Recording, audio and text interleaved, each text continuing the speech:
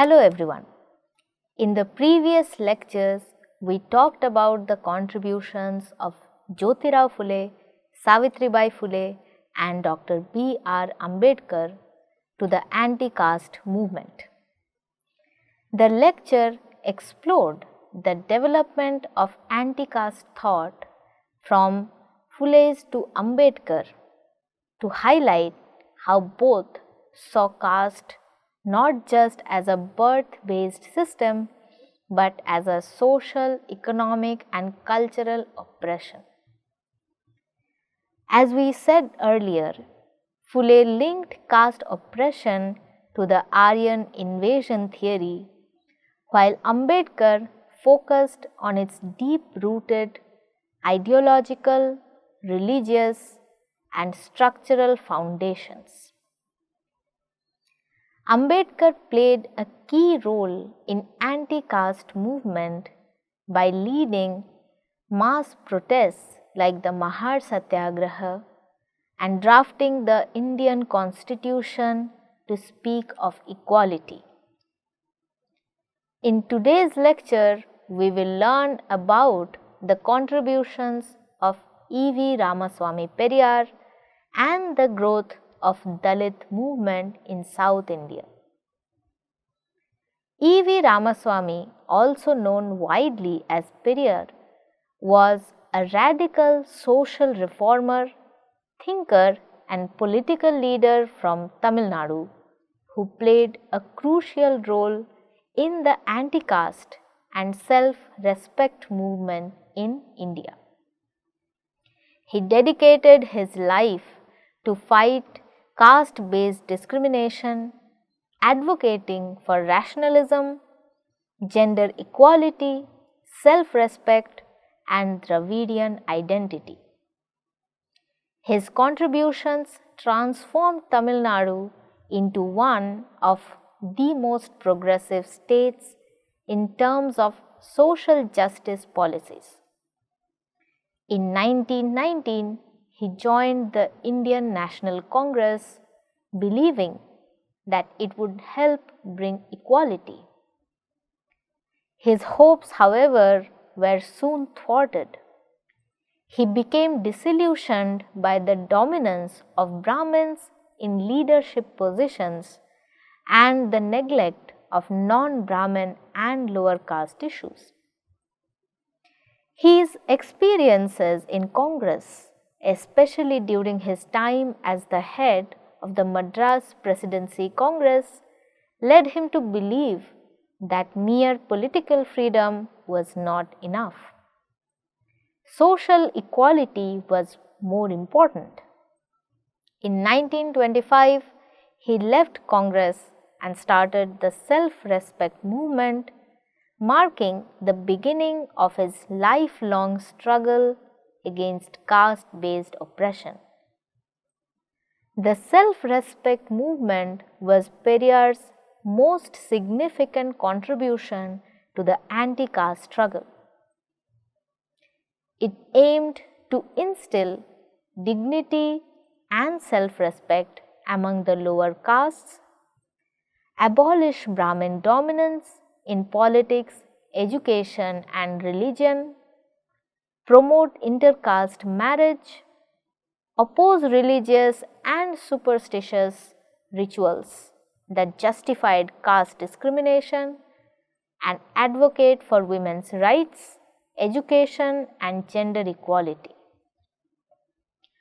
Periyar encouraged people from oppressed communities to question religious texts that justify caste discrimination and reject them. The concept of divine superiority imposed by Brahminical texts such as the Vedas, the Smritis and the Puranas. Vaikam Satyagraha in 1924 was one of the notable episodes in India's struggle for independence that saw Periyar's leadership abilities. It was a historical movement that aimed to challenge and eradicate social evil of untouchability. initiated in 1924 in the small town of Vaikam in present-day Kerala, this non-violent protest stood as a beacon of hope and progress in its fight against caste discrimination.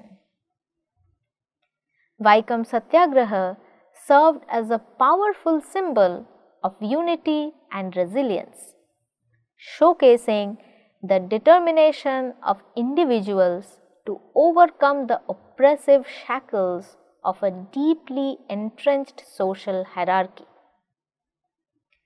Under the guidance of leaders such as K. Kelappan, T. K. Madhavan and K. P. Keshava Menon, Vaikam Satyagraha witnessed an active participation of people from diverse backgrounds, cutting across caste and creed. Mahatma Gandhi, although not directly involved in the movement, expressed his support for the cause and its non-violent terms. The participation of women in particular played a crucial role as they actively joined the struggle, breaking the traditional barriers that confined them to the domestic sphere. The primary objective of the Vaikam Satyagraha was to secure the right of the untouchables to access the Shiva temple located in Vaikam. The Satyagrahis aimed to challenge the oppressive social norms and demand equal access to places of worship, much like the temple entry movement in other parts of the country. Their non-violent approach, inspired by Gandhian principles, included peaceful marches, public meetings, hunger strikes, and demonstrations. The Satyagrahis faced violent opposition from conservative elements in the society, but they remained resolute and resolute in their commitment to achieving justice and equality. The Satyagraha had a significant impact on the Indian society and freedom struggle. Although the immediate goal of the temple entry was not achieved during the Satyagraha, it however generated widespread awareness and public discourse about untouchability and the need for social reform. The movement inspired similar protests in other parts of the country, leading to the eventual dismantling of various discriminatory practices and the enactment of laws to protect the rights of the marginalized communities. Furthermore, Vaikam Satyagraha became a significant landmark in Mahatma Gandhi's vision for an inclusive and egalitarian society. It laid the foundation for subsequent social reform and shaped the discourse around caste and social justice in India. The spirit of the Satyagrahis inspired future generations to challenge caste-based discrimination and work towards a more equitable society. Regarding the Vaikam Satyagraha, Periyar expressed reservations about its focus on temple entry as a primary issue of concern, and this is where his contribution becomes significant.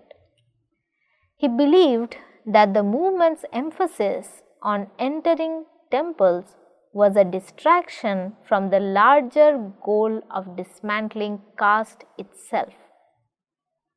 He argued that temple entry, while symbolically important, did not address the fundamental issue of social inequality and discrimination faced by marginalized communities.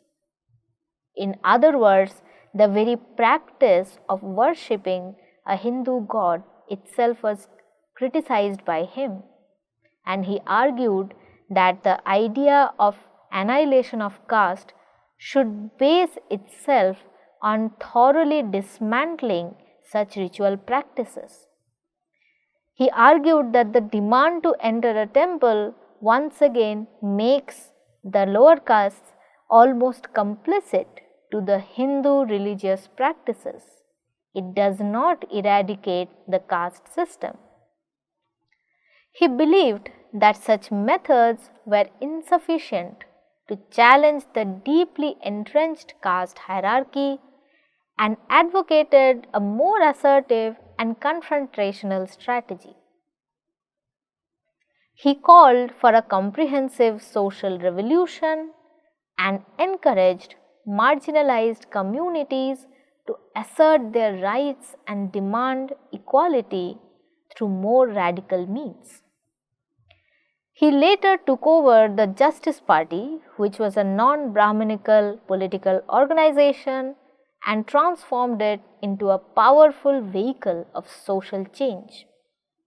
This laid the groundwork for the formation of the Dravida Munnetra Kazhagam or DMK, and later the AIADMK, two major political parties that continue to operate in Tamil Nadu till date. One of the major demands of the Dalit movement in the southern part of India was to assert the Dravidian identity as opposed to a Brahminical identity, and this makes the Dalit movement in the south a very special and unique sort of situation. The Non-Brahmin Manifesto of 1916 put forth by the Justice Party was seen as divisive because the manifesto observed that in the caste-ridden society in India, it was the British who could hold the scales even between creed and class and develop a sense of solidarity and unity, without which India will continue to be a group of mutually exclusive and warring groups without a common purpose and a common patriotism. Geeta and Rajadurai, in their book Towards a Non-Brahmin Millennium, point that this separation was a direct critique of incorporation and welfare agenda that Annie Besant and Narasimha Iyer propounded. This opposition, Geeta and Rajadurai observe, was based on three agendas. First, to highlight the already ongoing policy of Annie Besant to bring them under a Hindu fold and thereby humanize them. Secondly, to propound the agenda of unification under the Hindu fold to stop the conversion of Dalits into Christianity. And thirdly, to highlight the necessity of retaining caste division to showcase Brahminical supremacy. Thus, as Geeta and Rajadurai write, the ideal solution with respect to Adi Dravidas and to one which best expressed Brahmin endeavors at reform as well as their intent to maintain ancient norms was to bring the Adi Dravidas, or the original inhabitants of the Dravida Nadu as they called, into caste system and redefine them as Shudras. And this is a very interesting observation where we find that the original inhabitants are now redefined as Dalits and untouchables by the Aryan invaders. As a speaker at a meeting organized by the Hindu Reform Association said, reform did not consist of in all of the people of all classes eating together. It was remolding the caste system according to the natural laws. The laws of nature is variety, and if there was any variety, there was also division of labor. Reform, ironically they argued, could only be brought about by love. These observations are very interesting because we get to see how the Hindu fold tried to create casteism as something inherent which it was not. Pointing at the lack of attention from Marxist historians who see anti-caste politics in Tamil Nadu merely as a political antagonism towards nationalist politics, and Tamil historians who either ignore or present it as part of the other nationalist movements, Geeta and Rajadurai present anti-caste politics as a call for not just political assertion but also a social challenge. They envision non-Brahmin movements in Tamil Nadu as an assertion of Dalit voices that emerged in the last decade of the 19th century, and they recovered the self-respect movement as propounding Dravidianism and as a critique of Gandhi and the Holy Alliance of caste, religion and nationalism. Now, Adi Dravida intellectuals presented a non-Aryan version of history in which non-Brahmin Shudras were claimed to be the original inhabitants of the vast subcontinent who had been cast out of history and relegated to the fringes of society with the historic defeat of their Buddhist faith by Aryan Brahmin invaders. The uniqueness of the Dravidian identity is explored by G. Aloysius in his discussion on Ayothi Thasar and his journal Tamiran. Aloysius opines that along with its anti-Brahminical stance, the search for a Dravidian identity as formulated by Thasar, who was a predecessor of Periyar, also challenged the pariah politics propounded by his contemporary R.N.D. Srinivasan. Now, the term pariah refers to a member of the untouchable caste Parayar in Tamil Nadu. However, as Aloysius notes, the term also sought to be deployed in the normal social discourse as an adjective, pariah, which could be added onto anything contemptuous and despicable. The term pariah, in this sense, during the period under discussion, became a polar typical concept with the specific pariah community at its core, to be sure, but referring to also a socio-political principle of mass exclusion.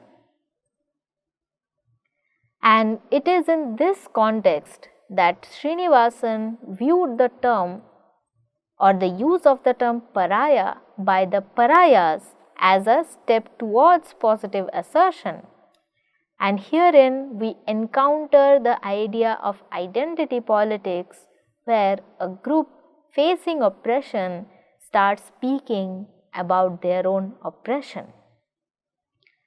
Srinivasan formulated the lower caste politics or political identity as a pariah to counter the derogation attached to it.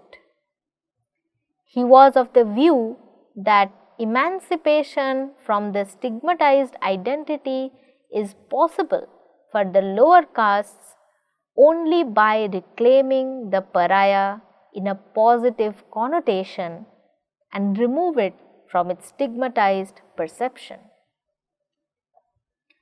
Thasar, however, viewed such reprocessing as problematic to Dravidian identity, and herein the difference between a Dalit identity, or rather the use of Dalit as a term for assertion, is different from the way in which pariah is used.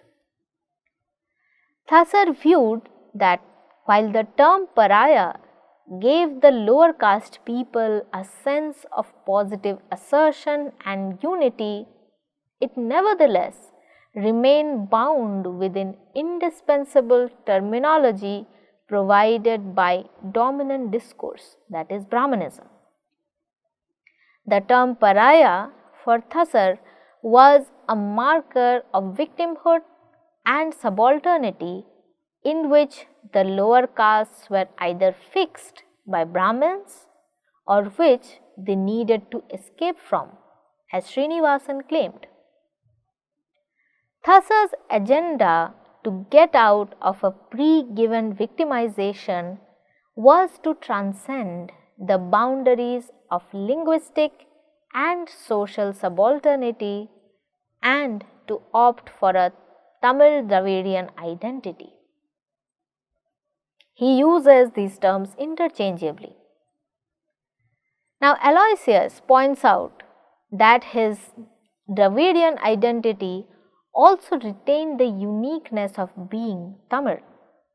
Aloysius writes, I quote, "The exclusionary effect or effort of the Brahminical policies of the early 20th century had as its target not only the specific communities of the pariahs, but also the generalized Tamil Dravidians who were heirs to the hoary non or anti-Brahminical or Aryan cultural traditions, and who also as a fairly distinct group emerged as a rival to the monopoly exercise of power in modernity. This exclusion was sought to be achieved by the Brahminical in terms of a single pariah Shudra discourse. In this context, the term meant pariah or the alien other, obviously the Brahmin, irrespective of the real or alleged internal differentiation. As a result of posing such nebulous commonality of all non-Brahmins, it was the Tamils and Dravidians in general, certainly including specific communities of the pariahs, who were maligned and sought to be excluded as the pariah." Unquote.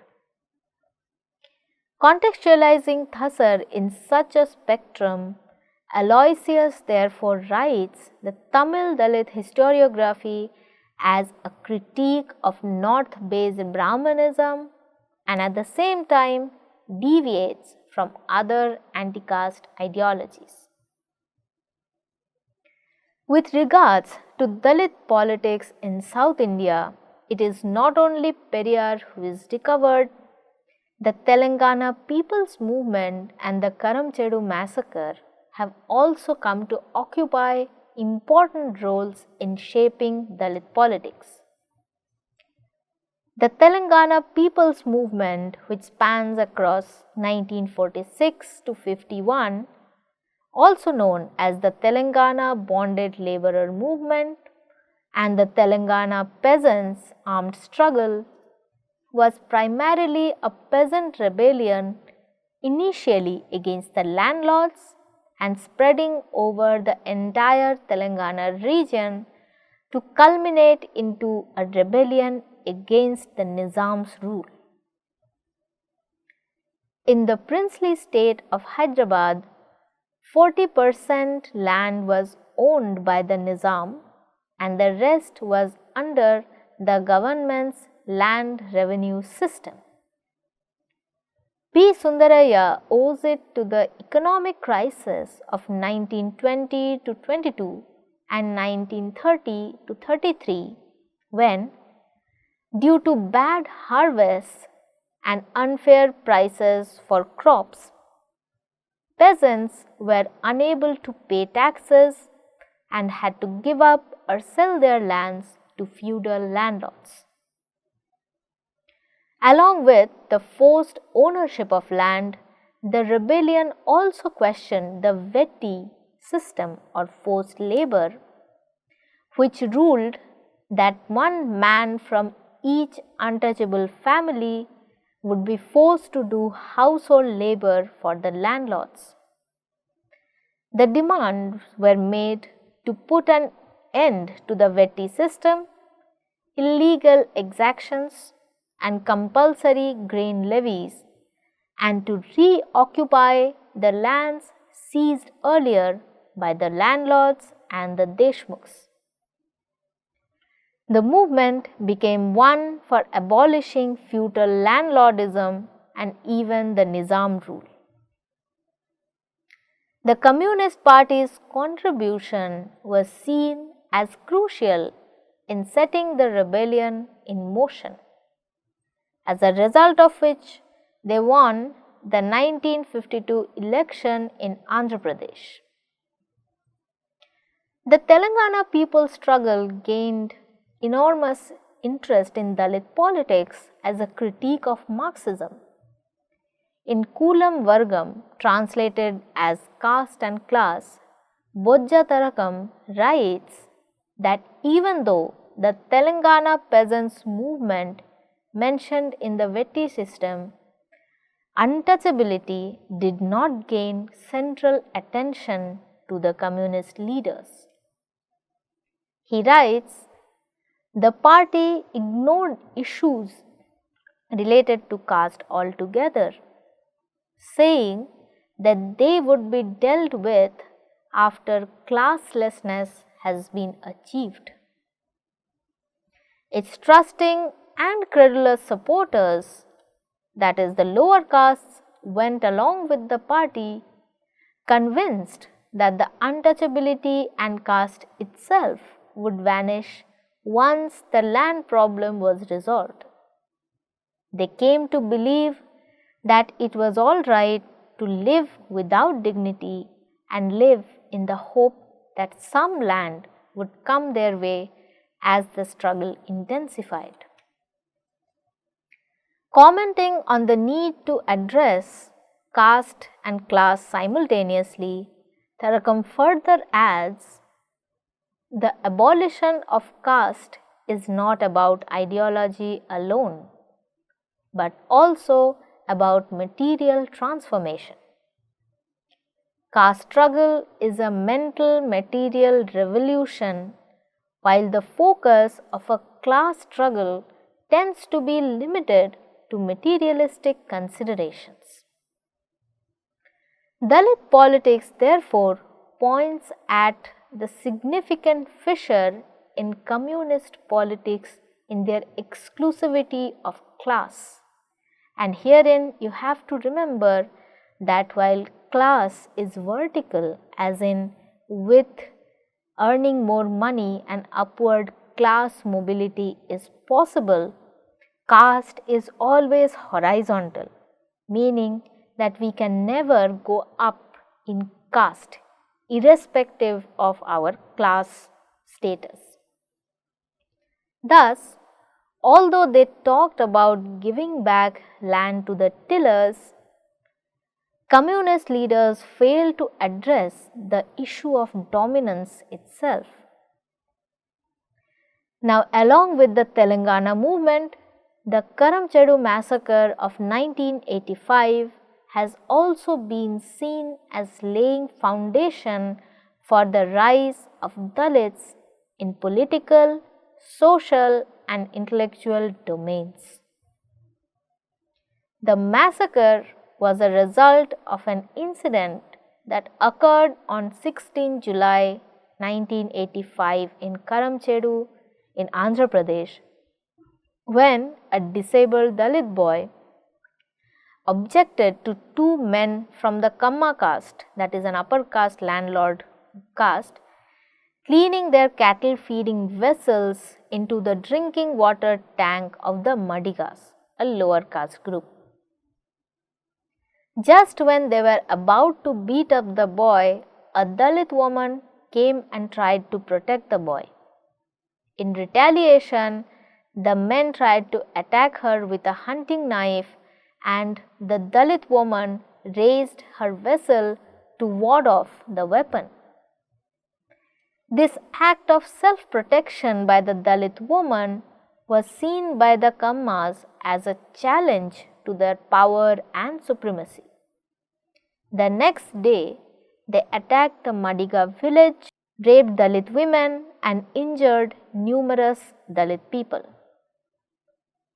At the aftermath of the incident, furious agitations were led by the Dalit Mahasabha, and the government agreed to the demands of granting agricultural land to the victims and constructing a separate Vijayanagar colony for Dalits. In Dalit politics, this event has been depicted as caste atrocity which initiated demands for economic advancement of Dalits. Katti Padma Rao, the then leader of DMS, who also led the agitation, viewed this event as catalyst in the growing consciousness among Dalits about their rights. He writes, "The Karamchedu struggle is a symbol of the Dalit movement for self-respect. It is this movement that not only lit the spark of self-respect for Dalits, but also gave it shape. Karamchedu was a cry for war, a volcano, a transformation. It was a movement that awakened the Dalits and set them on a long march." Rao posits the Karamchedu movement in contrast to the armed struggles organized by the Communist Party, where class remained the sole focus. Arguing that the Karamchedu agitation arose from an ideological base, he writes, "The struggle identified caste enemies, their political support, and their financial clout, and showed that only a conscious struggle against the forces would secure dignity and freedom for Dalits. The Karamchedu massacre and the resultant struggle by Dalits marked an important moment in Dalit politics in successfully seeing the overlap of caste and class. At this point, however, it is also necessary to mention the interesting omission of the intersecting matter of gender and caste that was visibilized through a Dalit woman's opposition and the subsequent rapes of Dalit women. So, caste in this context, when opposed by a Dalit woman, is seen as a matter of emasculation, and we will be discussing its consequences in the upcoming lectures. Now, let us summarize today's lecture. Today, we talked about E.V.R. Periyar and the anti-caste movements in South India. Periyar was a radical social reformer who fought against caste discrimination, Brahminical domination, and religious orthodoxy. Initially a member of the Indian National Congress, he left it in 1925 due to its upper caste biases and launched the self-respect movement to promote equality, rationalism, and social justice. This movement challenged Brahminical supremacy, advocated for intercaste marriages, and opposed religious texts that upheld caste discrimination. Periyar was critical of the Vaikam Satyagraha, which aimed to secure temple entry rights for Dalits in Kerala. While he supported the fight against untouchability, he believed that temple entry was a distraction from the larger goal of dismantling caste itself. He argued for a more direct and radical method. He later took over the Justice Party, a non-Brahminical political organization, and also led foundation for Tamil Nadu's Dravidian political movements, influencing the formation of DMK and AIA-DMK. In his journal called The Radical, he also mentions the necessity for promoting women's equality through education, intercaste marriage, widow remarriage, abortion, and so on and so forth.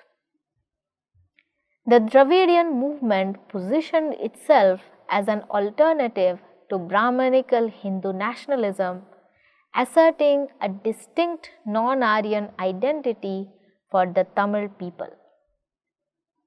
The Dalit intellectuals like Ayothi Thasar and R.N.D. Srinivasan contributed to the discourse by redefining Dalit identity, challenging caste-based discrimination and victimization, and opposed mainstream Brahminical Marxist and nationalist histories that overlooked caste struggles in Tamil Nadu. This historiography emphasizes that the anti-caste movement was not just a political but a deeply social revolution. The Telangana peasant struggle, led by the Communist Party, was initially a revolt against the feudal landlords and later extended to challenge the Nizam's rule. It sought to end the forced labor petty system, illegal taxes, and land seizures. However, critics like Bojja Tarakam argue that communists failed to prioritize caste oppression, assuming that caste would disappear once class inequality was addressed. Tarakam emphasized that caste abolition requires both material and ideological transformation, exposing a gap in communist politics. The Karamchedu massacre was a turning point in Dalit political consciousness. Both movements highlight a significant tension between caste and class politics, reinforcing for an intersectional approach in Dalit struggle. In the next class, we will discuss Dalit movement in Bengal. Thank you.